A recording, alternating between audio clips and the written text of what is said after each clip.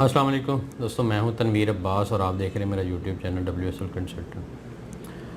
आज जो हम टॉपिक डिस्कस करेंगे वो है कि एमडी कैट 2021 में जो स्टूडेंट्स को प्रॉब्लम्स और जो है ना इश्यूज़ फेस करने पड़ रहे हैं उनके बारे में ज़रा थोड़ा सा डिस्कस करेंगे। फीडबैक क्या है स्टूडेंट्स की, किस तरह के प्रॉब्लम उनको आ रहे हैं जो है ना, उसके बारे में थोड़ी सी डिटेल आज की इस वीडियो में होगी।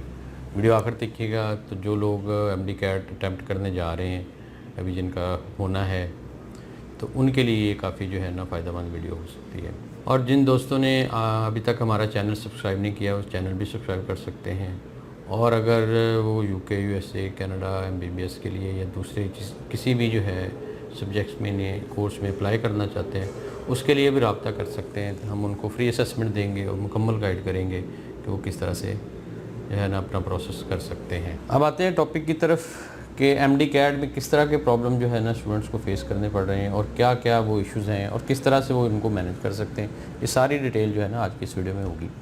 दोस्तों, जैसा कि आप जानते हैं कि पाकिस्तान में बहुत सारे स्टूडेंट जो मेडिकल के हैं, जो कि डॉक्टर बनना चाहते हैं, उनको एक टेस्ट देना पड़ता है जिसको एमडी कैट कहते हैं। PMC ये टेस्ट लेता है।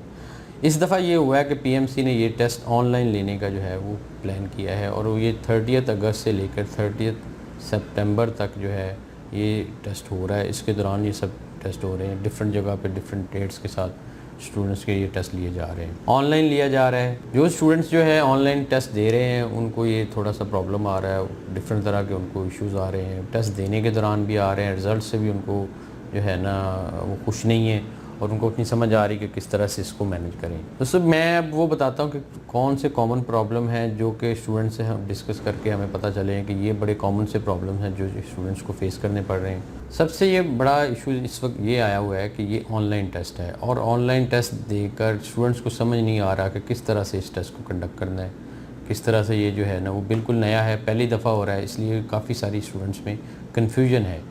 उस टेस्ट को लेकर कन्फ्यूजन है, उसके रिज़ल्ट को लेकर कन्फ्यूजन है, उसके अटैम्प्ट के तरीक़ाकार को लेकर कन्फ्यूजन है।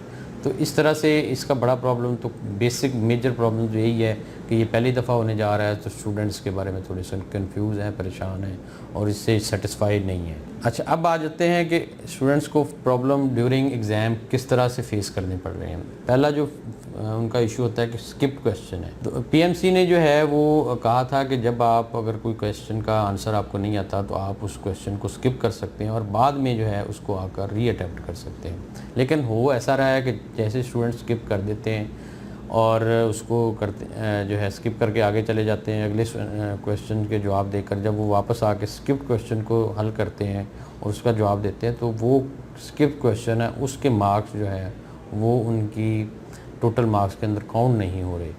तो ये एक उनका है स्टूडेंट्स का क्लेम कि जी उस तरह से स्किप क्वेश्चंस के मार्क्स दोबारा से काउंट नहीं होते।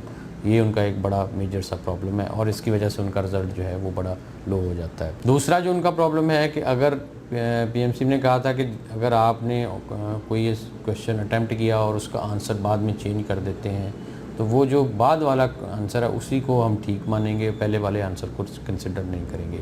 लेकिन एक्चुअली स्टूडेंट्स के ख्याल में ऐसा हो रहा है कि जब वो जो है एक क्वेश्चन का आंसर देते हैं और उसको बाद में चेंज करते हैं तो वो जो पहला ही आंसर उसका कंसिडर कर रहा है सिस्टम उनका और दूसरे आंसर को वो कंसिडर नहीं कर रहा।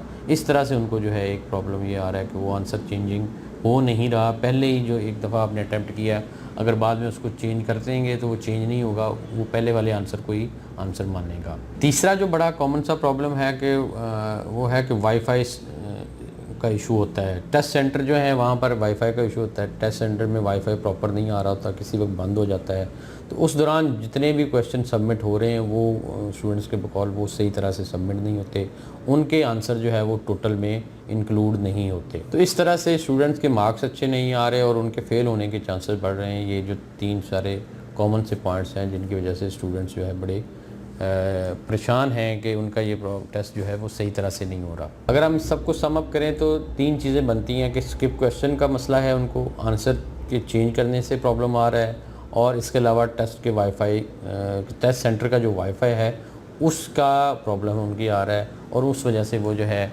उनका एग्ज़ाम में फ़ेल होने के चांसेस बढ़ते जा रहे हैं। अच्छा, इसकी वजह से प्रॉब्लम ये है कि अगर स्टूडेंट्स एक दफ़ा ये फ़ेल हो जाता है या लेट्स सपोज उसके कम नंबर आते हैं और उसको एग्ज़ाम नहीं मिलता, तो ये है कि एमडी कैट का टेस्ट एक ही दफ़ा साल में हो रहा है, दोबारा नहीं होगा, और वो अगर एक दफ़ा रह गया तो वो रह गया, उसको नेक्स्ट ईयर ही दोबारा अप्लाई करने का चांस मिलेगा, जो कि एक बड़ी अनफेयर सी बात है।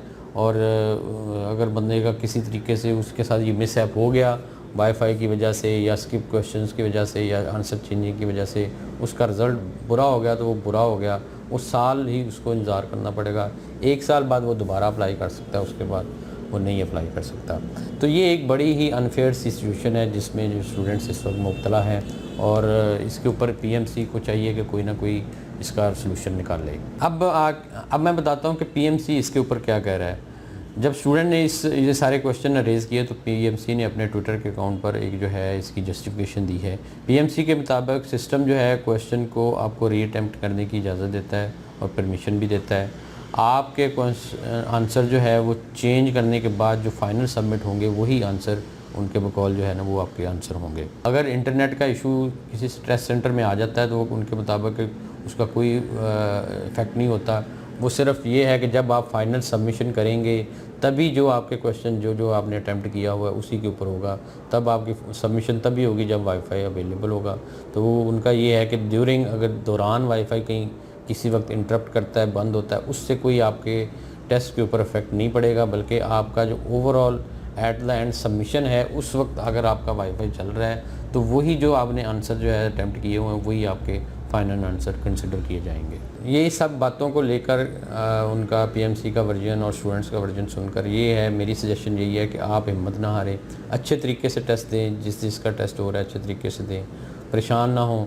अगर आपका पाकिस्तान में किसी अच्छी यूनिवर्सिटी में एडमिशन नहीं भी होता तो आप फ़ॉरेन के डिफरेंट कंट्रीज़ में जाकर पढ़ सकते हैं, जिनमें ए लिस्टेड बहुत सारे कंट्रीज़ हैं जिनकी ए लिस्टेड यूनिवर्सिटीज़ हैं, जिसमें काज़ाकिस्तान है, रशियन रियासतों की काफ़ी सारी यूनिवर्सिटीज़ में आप अप्लाई कर सकते हैं, यूरोप में, इटली में अप्लाई कर सकते हैं, और भी बहुत सारे मुल्क हैं, तुर्की में अप्लाई कर सकते हैं, जहाँ पर आप जो है अप्लाई करके अपना जो है डॉक्टर बनने का ख्वाब, MBBS करने का ख्वाब पूरा कर सकते हैं। तो परेशान होने की ज़रूरत नहीं। अभी आप टेस्ट कंडक्ट करें, टेस्ट अटैम्प्ट करें, अच्छी तरह से अटैम्प्ट करें और जो है उसको करें। अगर नहीं होता तो फिर भी आप जो है आपके पास ऑप्शन है कि आप किसी और मुल्क जाकर भी अपना MBBS कर सकते हैं।